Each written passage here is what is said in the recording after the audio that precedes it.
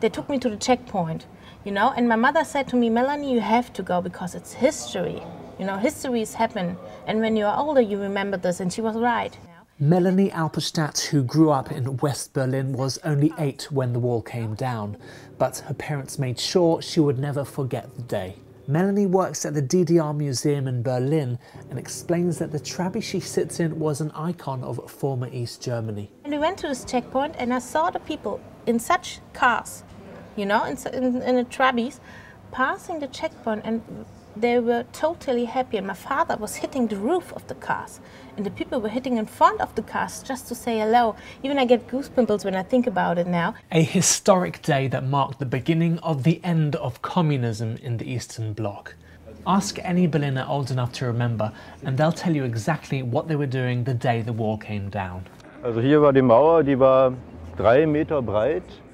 Peter Chauner showing me where the wall once stood.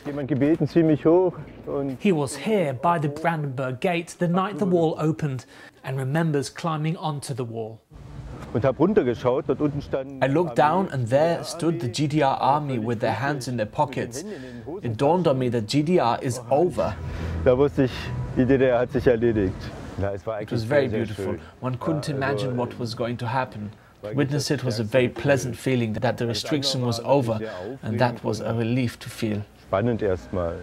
2 decades on, and it seems that although unification is largely seen as a success, there is a growing contingent that harks back to life before the wall came down. Most of the West say everything was bad in the East. And this is not true. When you talk about the East, you also have to talk about good things, what happened there.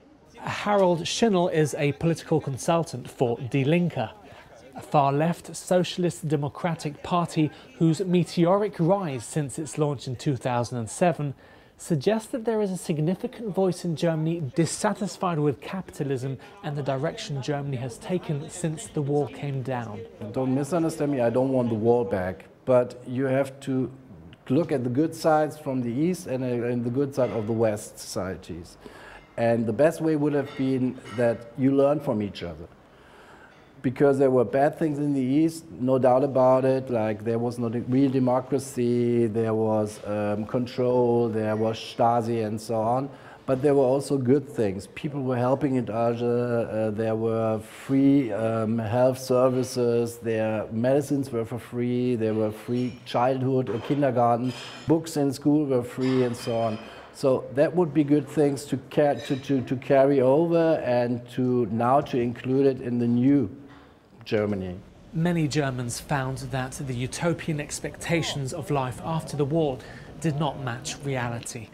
And with today's tough economic climate, where unemployment in some parts of former East Germany is as high as 20%, it is easy to see why so many here look back to a time where there were jobs for all.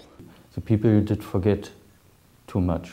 For many, there is little nostalgia for the old life. You have to imagine, until 1985, we had landmines inside Germany, laid down from East Germany, and some escapees, refugees, lost their legs, lost their feet, lost their life. Cleva Juritzer tried to escape from East Germany, but was caught and imprisoned. Here you can see a van. This van was used to transport prisoners. In one of these tiny cells I was transported. I grew up in the shadow of the wall.